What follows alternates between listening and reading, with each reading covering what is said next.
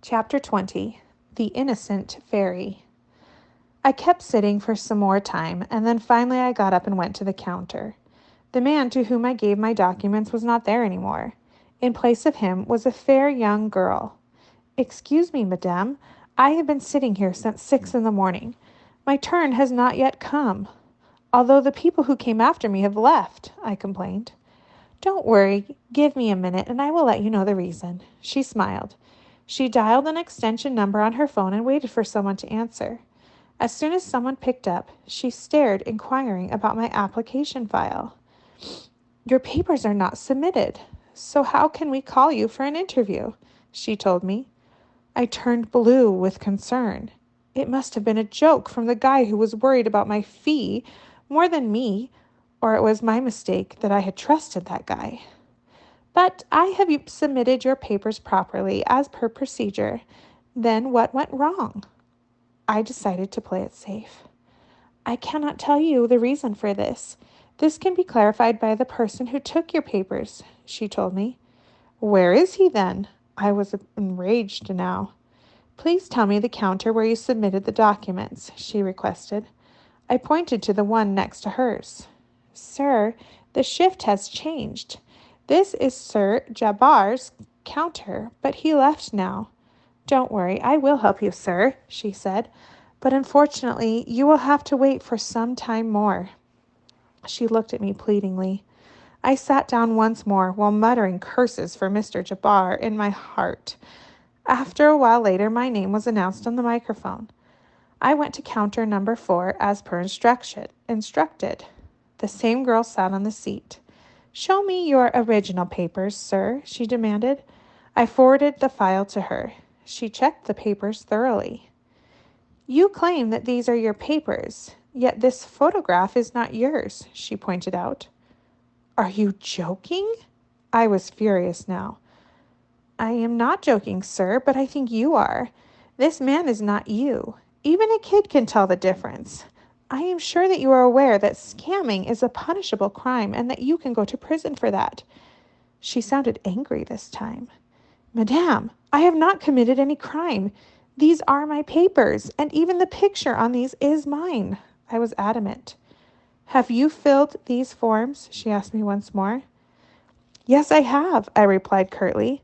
"Take this pen and paper and write something for me so that I can match your handwriting with this." She was also stubborn. I was agitated at these useless requests. I looked around for Nadim when my reflection in the mirror on one of the walls explained the entire issue. The beard and mustache were the culprits. "1 minute, madame. I have found out the real problem. These pictures were taken before this mustache and beard, which is why I might look a little different to you," I said. "Interesting. But, dear sir, you should have cleaned up before coming to the interview," she demanded. "Why should I do that?" I was genuinely curious at this suggestion of hers. She left out a giggle. "Because you can have a beard and a mustache whenever you want, but this interview would not happen again. So, Mr. Salman Akbar, are you ready for the interview?" "Yes, I am ready since morning," I added to the humor. "So the famous first question to ask you is, why do you want to go to America?" she asked. "For a bright and better future," I responded. "Why can't you have one here?" she asked. "I want to acquire higher education in the U.S. Then I will try to get a good job.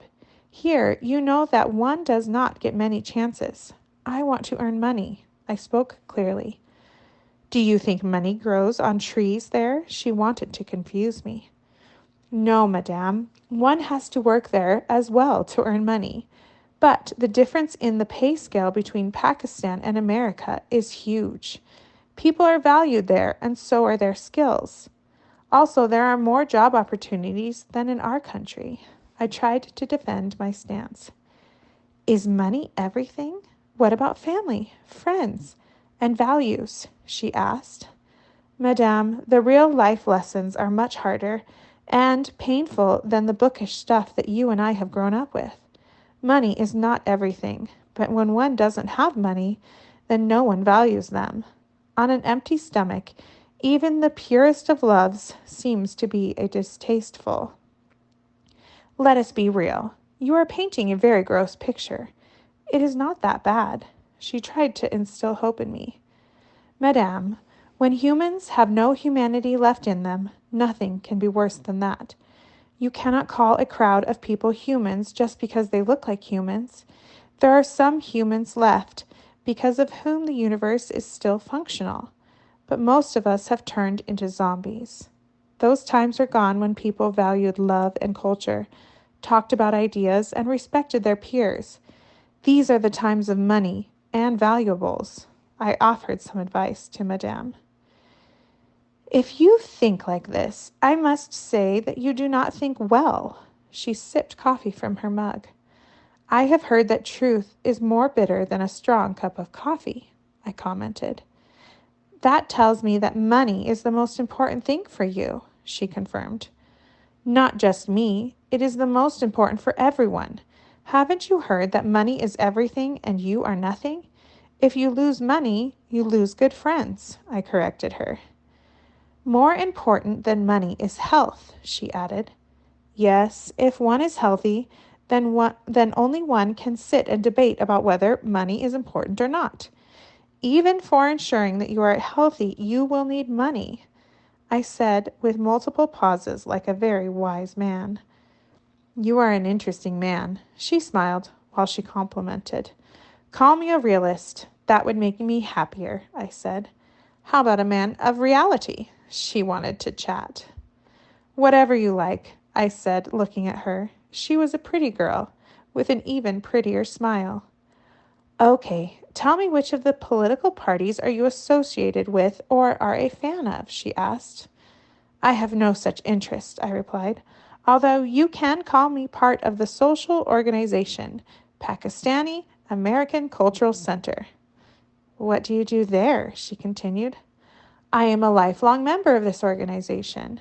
I work as an event manager. Also, I help them in recruitment, I said. Nice. What are your hobbies? She further inquired. For the past few years, you can say that I spent my time dreaming about America, I said freely. How do you earn then? She asked. I have a small shop where I work as a computer operator. I work mostly for lawyers and doctors by helping them in preparation of their documents, I said. Wow, you are an asset then, she commented. Do you praise everyone like this? I said. Not everyone, but yes, if I meet someone with exceptional skills, then I always make sure to praise them for their skills, she said defensively. What is your academic background? Bachelor's. I spoke while opening my file to show her the degree. She looked at it for a good 2 minutes and was about to ask something, but the heat of my glare intimidated her and she looked down. Why are you staring at me like this? She threw me off guard with this question. I couldn't even fathom how she changed her stance in a moment. A while ago, she showed some signs of interest, and suddenly, when I tried to take a step ahead, she stopped me immediately. Rightly said by ancestors, no one can understand a woman. You remind me of someone. I made up an excuse. Who? She asked. My school teacher, who taught us physics. She was as beautiful and as tall as you. Are you her? I asked with a smile. Her face turned red, and with a mixture of embarrassment and anger. Your teacher must be 60 or 70 years old. Do I look that old to you? I realized that she knew I was making all of this up. That day I became a big fan of a woman's sixth sense and intellect. I tried to cover up like a fool. She died in a road accident. Sorry to hear that. I could see that she was not sorry at all. Tell me, what is the first thing that you will do when you reach America? She continued the interview. I will look for a job, then start my educational process again. Ultimately, I plan to do some kind of business there, I told her. You have lofty intentions. How will you get millions for a business when you'll be looking for a job? Someone has to start somewhere, right? I asked with a raised eyebrow. She smiled. Everyone dreams. The difference is made by the fact that those dreams belong to a set of open eyes or closed ones, I added. Here comes the philosopher now, she tried to joke. Explain the difference. The difference between such dreams is the difference between illusion and reality. The dreams that you see with your open eyes are your companions, I added. Your plan is a little tedious. Do you think you will achieve what you desire? She asked. I have heard my entire life that every reaction is dependent on the action and each action on the intention. My record will tell you how stubborn I have been in the case of my dreams and intentions, I replied politely. I wish you the very best of luck. If your plan is so concrete and you are so determined, then I am sure America is waiting for you, she concluded the interview.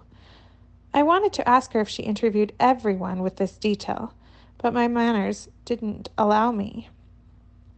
Mr. Salman Akbar, please accept my congratulations for a successful interview. In a while there will be a tea break, so I will ask you to wait for some time more. I hope this time you will not be offended, she said. By the way, congratulations for winning the USA visa lottery. My senses had become numb. I couldn't believe what I was hearing.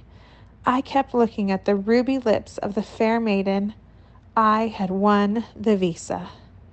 It was a moment of disbelief for me. My ears wanted to listen to this statement badly, and when finally it was being uttered, I couldn't believe it. The last sentence was the summary of all the efforts of my entire life. I was on cloud 11. I felt as if rain fell on steamy, humid, hot places of my soul that wanted to be soaked. I checked for the Qibla and immediately touched my forehead with the ground.